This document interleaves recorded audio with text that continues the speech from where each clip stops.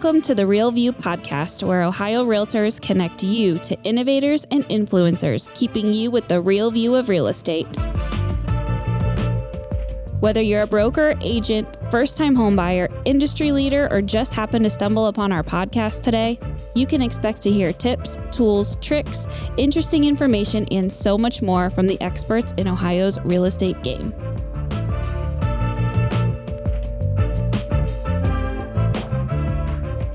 Hi, everyone, and welcome back to the Real View podcast. I am your host, Allison Wiley. Joining me today is Ryan Barone. He is the CEO of RentRedi. He is here today to give us some insights into the rental market, what it looks like, some tips and tricks on how any property owners out there can get into the management system, what you should be keeping your eye on, and how to make this process a great option for you if you're interested in real estate investing. For all of our realtors out there who are property managers, this is going to be super beneficial to you guys. So we're going to dive into all that and hear from Ryan and hear a little bit more about his experience and what he's seeing in his day to day. So I'd like to welcome you onto the show, Ryan. We're so happy to have you. Thanks for having me, Allison. I'm excited to be here. Yes. And before we get started and dive into the world of the rental property market, I would like to hear a little bit about yourself. Could you tell us a bit about you, how you got started in real estate, and what's led you to RentRedi? Yes, absolutely. So funny enough, I started more so on the tenant side of things, and I think probably not too different than many people in their journeys of real estate. It kind of just happened upon me. It wasn't necessarily super premeditated for me. I was living in New York City at the time. I had gotten my first internship. It was my chance to move out of dorms, get my first apartment. It seemed like it'd be this, amazing experience. And I found a great apartment. It was close to the school. It was close to that an internship. I was going to Pace University in New York City at the time. I'd gotten this internship at Goldman Sachs. I was all excited to stay for summer and everything. And I ended up not having all of my documents. I showed up to that listing or that showing, and the agent asked me to send in my W-2, letter of employment, bank statements, tax returns, student transcript, all that for my guarantors. And I realized I was not prepared. I was not ready to rent that apartment. And I ended up missing out on that apartment, ended up living about 100 blocks from school and work. And it was kind of my lesson of there should be a better way. I should be more prepared. And at first I thought it was maybe just on my side. And so I initially started developing an app for myself and friends. And in that first year of releasing that software to tenants and trying to use it myself, I actually got a lot of independent landlords who I did not know at the time were independent landlords, these individuals that were sometimes agents themselves, or were juggling 9-to-5 jobs, and they were investing in real estate themselves. And if they didn't have massive portfolios, they were largely kind of told to use pen and paper and spreadsheets before that. And so I was seeing some of the trickle down effect of that. And so they were saying, hey, make something for us as well. Make it. The first thing was really the application side of them saying, hey, we don't want all of this over email. We want a streamlined way to view what we've received. And then the next step from that was meeting with some larger owners that had scaled up to as many as 2,000 units, and them walking me through some of their pre-qualifications they had created. So we added those in, and then eventually syndicating out to all of these different platforms like Zillow, Trulia, and HotPads, and Realtor.com, and then eventually the rent collection and maintenance coordination and communication. And so it became this natural evolution of the platform and ultimately became what it is today, really this all-in-one platform. It's really built for these independent landlords, these individuals that are trying to own and operate their own properties and make a better experience for them, make a better experience for the tenants. It's one of the things I'm most proud of is honestly when someone can come back to us a few months in or a few years in and talk about how much it's made a difference for them. So that's my ultimate goal, but that's a little bit about the journey so far. Yeah, no, I love that. Thanks for sharing. And that's what, I think is really cool is, you came at this from a tenant side of things. So you are kind of speaking on that experience, trying to anticipate some of the things that probably you went through that might come up for other tenants and, might come up for other landlords. And that's, what I think is really great. And I love that you've put that perspective and your experience as a renter, kind of into this. And sounds like you've created something really successful, which congratulations. And Thank you. Very, very cool. So I want to talk about the rental property market. I know that it is poised to grow this year and even beyond. Talk to us a little bit about what you're seeing from your side of things, about its projected growth, and kind of what that means for people who may be interested in getting in on this. So my perspective is ultimately centered around build a solid foundation. I think that puts you in a good position at all times, regardless of market conditions. The way I break that down is looking at it from the perspective of diversifying your portfolio. And we're not the only one. I think there's a lot of good reports out there that are worth looking up. We do one that's on-time rental payment reports, and the way that we break it down is trying to look at different parts of the country as well as different types of real estate. And one of the really interesting findings is in different times, multifamily, smaller multifamily versus single family perform better than others. We saw this a lot during the pandemic, where pre-pandemic, single family was really strong. In the pandemic, smaller multifamily actually did pretty well because you had a diversification of actually the income of the tenants in that actual unit. So if you had one person that was moving jobs, switching jobs, temporarily loss of jobs, that didn't impact you necessarily from a cash flow standpoint the same way it did if you had a single breadwinner in that home. And so that was pretty interesting for us to see over the course of that. And it's one of the things that we try to take that angle of saying, how can we aggregate data in a way that ultimately allows people to make good decisions, make it helpful for themselves. But I think a big part of it is really diversification. I do think there's some alternative financing options in there that make things better for access to loans if you don't necessarily have so much upfront capital that you can invest in that. And then ultimately, I think it comes down to having strong operating procedures. I think so often things will go wrong. And it's not so much a factor of saying, how do I prevent anything from going wrong, but rather, how do I make the smoothest experience when it does? And I believe that's true both from a business perspective as much as it is from a real estate perspective, investment perspective as well. And so I think one of the approaches you can take is, how do you make a great experience, not just for yourself, but also for the people that are living in that unit, so that when you do have the opportunity for them to renew or turn over, they're more likely to want to renew and stay in that unit. Yeah, no, that's so important, having that relationship, solid working relationship with those tenants, making sure everyone's happy, that you can continue that. And that's going to be, that referral, that we think about so often with clients who we're selling and buying real estate for, is having that referral, making sure you're the top of mind person that they're going to go to, if they are needing a new place to live, or no matter what happens, making sure you're staying, in good graces with them, I think is so important. You talked about the financing options, and that there's different options available that may make for good alternatives that we might not be aware of or thinking about. And I think one of the things, you mentioned is partnering with other investors. Talk to us a little bit about what that looks like, how that can have some benefits as a alternate financing option. Yeah, I think it gives you some more diversity in terms of your thought process. We've seen this with some agents on our platform as well. We partner with NAR. We're actually the exclusive partner for NAR on the property management side. I think one of the really interesting things in the early talks that I learned in terms of meeting with them was that a quarter of their realtors were actually investors as well. And it was really interesting sitting down with them, because I think it was an interesting perspective. Like I remember we have one agent, Amanda, who came onto the platform. She invests with her husband. She used the platform to manage her own properties, eventually makes things easier for her to scale up those operations. But I think a big part of it is, if you get to invest with other investors, you don't have to necessarily put up as much capital. If you have more time that you can invest towards one, I've done a deal myself in the last year where I had the choice where I wanted to put more time into managing the rental or more money into the actual investment myself. It gives you some flexibility. You don't have to necessarily do the same thing on all deals, right? Your priorities can change over time. But I think it's nice that it gives you some opportunity to see where you should be investing based on, in my particular case, I was investing with someone that knew a particular market really well. They understood how to invest in that market, how to source people in that market. So it was really an advantage to be able to invest there.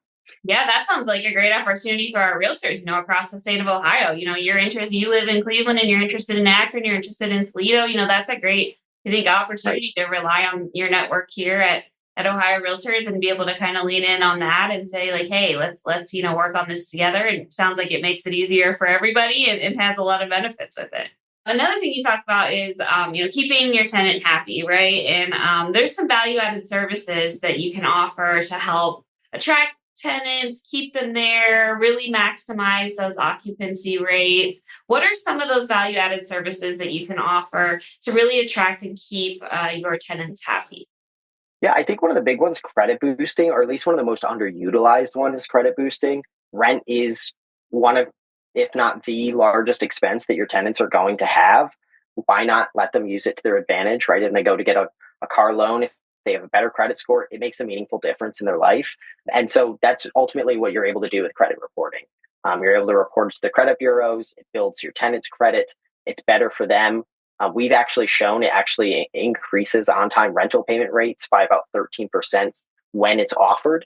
Initially, it was something that, at least from our perspective, came out of COVID. Was the first time we really started hearing about it, where landlords and tenants were, the tenant side saying, hey, give me a reason to pay my rent on time, and landlords saying, hey, find a way to make my tenants pay rent on time. And Yeah.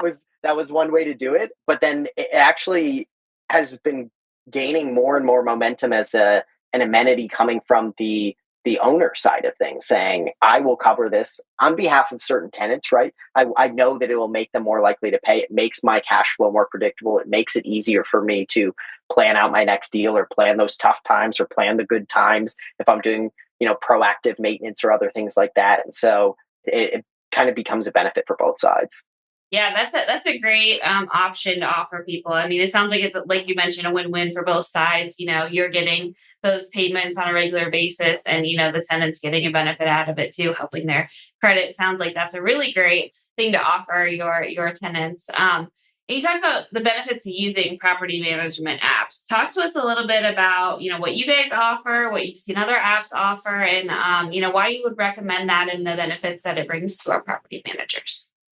Yeah, I think the way I view it is, I think there's a huge amount of benefit, especially if you're an investor agent. I think there's a huge amount of benefit in like knowing how the sauce is made, right? Like I think this is true even of my own business. Like it's helpful for me to understand how any role is done within the company. I think the same thing is true. That it adds a certain level of authenticity to when you're working with clients, when they're investing in deals. You want that long-term relationship with them. You want that repeat business with them. Ultimately, I believe that if you can set up your clients for success in the long term, they become long-term clients for yourself. And so I think a huge benefit in owning and operating your business comes from two perspectives. One, there's the experience aspect of it. You know what it's like to do it. You know what it means from a cash flow and reinvestment standpoint and scaling that portfolio. But the second thing comes from the net operating side of things. A big part of net operating income is controlling the costs associated with that. And a big way you can control those costs is ultimately by streamlining and automating a lot of the process. There's certain manual processes you don't need to do on pen and paper and spreadsheets. It's not necessarily a good use of your time. You don't maybe even enjoy doing it, but it's how it's been done so far, and so it's what you're used to. But ultimately, once you break that cycle, it saves you time. It's a better experience for you, and ultimately, it hits that bottom line that helps you grow. Yeah, absolutely. And I know there's a lot out there, that can help kind of manage some of this. Definitely worth looking into, if you are managing properties, if you have multiple, we're all looking for ways to, work smarter, not harder. And anytime we can streamline something, make it easier, on us, take the headache out of the day, it's something we should all be paying attention to and look.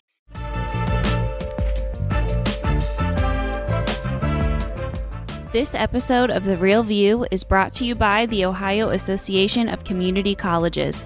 Ohio's network of community colleges provides accessible training that accommodates the busy lifestyles of aspiring real estate professionals at half the price of a traditional university. With convenient locations in every part of the state, as well as online options, Ohio's community colleges are your smart choice for pre-licensing education. For more details or to start the journey to a real estate career, visit the education page at ohiorealtors.org and then click on the pre-license course locations. Looking at another huge piece of being a property owner and maintaining properties is the maintenance, right? When it comes to repairs and upgrades, what is your approach to maintenance? How should we be thinking about it, on a ongoing basis for both, cosmetic and, making those kind of changes, but also making the necessary upgrades, that sometimes need to be made. And then those emergency situations too. Walk us through your perspective on maintenance and how, should be handling those types of things. Yeah, absolutely. At a high level, I think there isn't necessarily a one size fits all, but I do think that there are a few options that are worth choosing from and deciding what works best for you. I do think there's a certain clientele that says, "Hey, I like doing the maintenance myself, and I don't want to give that up. I don't trust somebody to handle that." And I think that's totally fine. I think you can still automate certain parts of that process for yourself, even if you're in that category. I think a big part of it falls under the communication aspects of it, right? So even if you manage it yourself, it doesn't necessarily mean you have to dish out your personal phone number and then get calls in the middle of the night for a leaking sink that you then find out is just a drip that you could have waited till morning and gotten some rest and felt good. So I think there's that aspect of things. Our approach for solving that is by saying, okay, allow tenants to submit video maintenance requests so you can see what the problem is, not just a description of the problem. Allow you to have embedded in the platform in-app chat to actually be able to talk with the tenant, which means even if you are going to do it yourself, you have a platform to centralize that. And that way, if you're getting, texts from family or friends, and then you're also getting that from your tenants, that you don't have to dig back through those threads to find that list. You have that nice list that's retained for you and the progress for that. I think the second option is someone that's then starting to say, okay, I don't want to do it myself. I do want to stay really close to this and be able to delegate that out. And I do think that's where finding a short list of vendors, particular people that work well with you, can be really helpful. And I think it's important, whether you go the short list in a spreadsheet route, or you put in a platform from our approach where you're adding them and they're just automatically being delegated those issues. You still get the oversight, you see what's going on. You're not necessarily doing all of the work, but if your properties are being taken care of. And then the third approach that we found was helpful for some people were the people that say, don't want to do it myself. I don't have the vendors. I want you to find the vendors. And that's where there are pretty large maintenance coordination partners out there. We integrate with a couple of them. They do about 3 million work orders a year. So I think one of the biggest benefits that they bring is the volume discount side. When you're just doing that much volume, you're able to negotiate with vendors where you may actually get better pricing than you would if I just called them up myself saying, hey, I have a 10 unit or a 4 unit or a 2 unit portfolio and I need this fixed. So I look at it that way from an operational perspective. And I do think it is kind of a personal choice to decide what's best for you. But I do think you make a really interesting point about preventative versus reactive maintenance. I think it's a bit of an art and one that you get a feel for. But I think, once you fix the same toilet 4 times, you realize, okay, maybe I should do something about the toilet, right? Rather than unplugging it. And I that's really the way I view things. I think there is more often than not probably an opportunity for more preventative maintenance where it may cost more in the very short term, but it pays itself back in the long term. And not necessarily that you have to even depreciate that over a normal depreciation schedule. You can do things like cost segregation studies and depreciate portions of what you've invested on a faster schedule that ultimately allow you to, again, maximize that net operating income for yourself. But I do think that there's probably more often than not an opportunity for preventative maintenance that helps reduce the frequency of requests, not just from a financial burden standpoint, but also from a communication and focus standpoint that allows you to then think about things that ultimately add more value for you, right? It's not just the explicit cost every time that comes up, but it's also the implicit cost, right? Your opportunity cost of being able to spend your time focused on something else that is more value generating than that particular activity of fixing, say that sink again that keeps breaking for you. Yeah, no, absolutely. And I think that goes a long way in attracting those clients. I mean, we talked about like ways to get those, top quality people, living in your buildings. I think that's a great way to do it. If you're proactive about things, that's going to build that trust. That's going to make, your good clients feel really good about working with you and wanting to stay with you, throughout their journey as renters. So I think that in itself too is a really great option. And that's probably like the most, like, would you say like that's like the most time consuming, or what's the most time consuming, thing that you've seen property managers have to deal with? Is it recruiting the tenants? Is it, the maintenance of it? Or what are you seeing that's taking up a lot of time when it comes to this?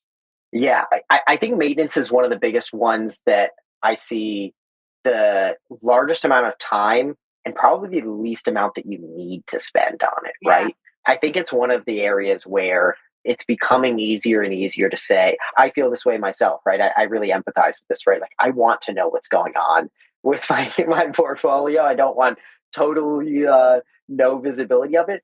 But there really is a big difference between, can I see what's going on? Am I able to ensure that the right things are happening versus do I need to actually do them myself? And so I do think that's one of the biggest areas. I think the communication is still is a huge area. It's where we've even invested a decent amount of our time. The two-way chat that I was talking about is something that we only added in the past few months, and a big part of it was driven off of the requests of landlords on our platform saying, I'm tired of giving out my phone number. Eventually, when I grow, when I add more people to my team, now they have my phone number. They're still contacting that phone number. It makes it harder for me to be able to grow that team and pass off that conversation to the right person. Or even if I don't even want to be in it in terms of responding to the conversation, at least I can see what's happening. So it's not just, behind closed doors. So I have some visibility into my portfolio. So I do think the maintenance and communication side of things is a huge one. Yeah, definitely. And I mean, I love the idea of recording it, send the video. That way you can see, exactly what's going on, especially if you aren't, physically in the location where, you may be managing properties. I think that's a really great idea. And you mentioned, you're the official partner of NAR, and I know Ohio Realtors has been exploring some things with you all, and what we're able to bring to our membership. Talk to us a little bit about where we can get more information from you, the types of stuff that our realtor should be aware of, and what we might potentially be able to do with you guys. Definitely. So rentredi.com/Ohio-Realtors. It's RENTREDI. We spell it wrong since we're a startup. We don't spell the Ohio Realtors part wrong. That is Ohio-Realtors the right way. But that's where you can find all of the information. We're setting up a great deal with Ohio Realtors where we're allowing it as a member benefit where you can get access to the RentRedi platform for less than $100, $99 for the whole year. And we don't do it by unit. A big part of our belief in terms of our core values is figuring out a way to let you scale that portfolio without being a financial burden on scaling that. And so as you scale, it doesn't add more cost to you. And so that's really the best place to go. Yeah, definitely. And be sure to check out, more information on it. I'll make sure to link this in the show notes so you guys have access as you're listening to this and can reach out and get more information. What does the future look like for RentRedi, for you, Ryan, for the world of property management? What are you anticipating and expecting? Anything we should be aware of as we look into the future? Yeah, we hinted at it a little bit, but I think there's still a huge amount of opportunity for automating some of these communications that you have, but doing so in a way where you kind of get to set your own policies, how you'd like that to be handled, make it feel like you would be doing it yourself without necessarily taking your time of doing it yourself.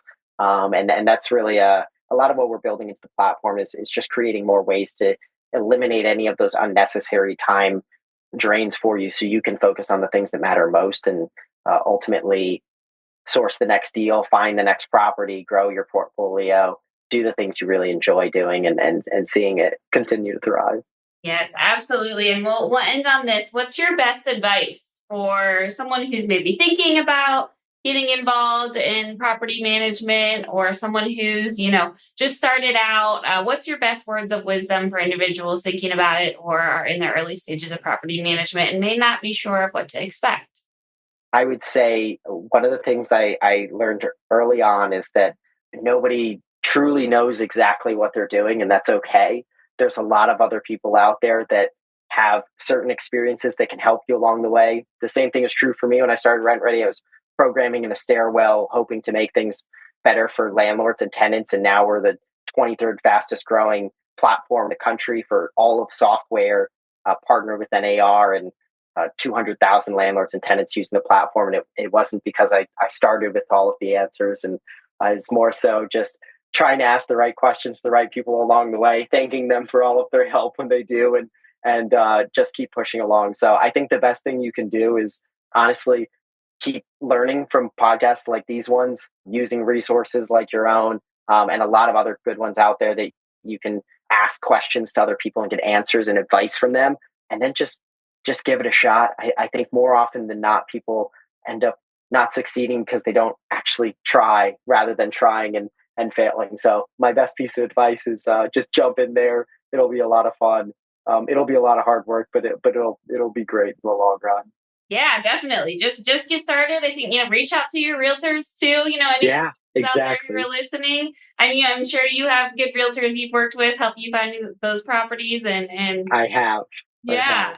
Yeah. And, that's a great resource for anyone too. Your realtor will be there to help you, along in this process, help you, help advise you and let you know, if this is a good opportunity or not, if you're interested, and you can just, fill you in on what might be out there that you may not even be thinking about. So definitely reach out to your local realtor as well. They're here to help you. So Brian, I want to thank you again so much for joining me, for sharing your wealth of knowledge. Congratulations on creating this app and all the success it's had. And we can't wait to see what happens in the future. Thanks again, Allison. And to all of our listeners, thank you guys so much for tuning in. We'll be back with you next week. See you then. Thank you for listening to The Real View. That wraps up today's episode. You can keep up with the latest on the podcast at ohiorealtors.org/therealview and on Apple or Google Podcasts, Spotify, or wherever you listen. Have questions, comments, or suggestions? We want to hear from you. Email us at podcast@ohiorealtors.org. We'll see you next time.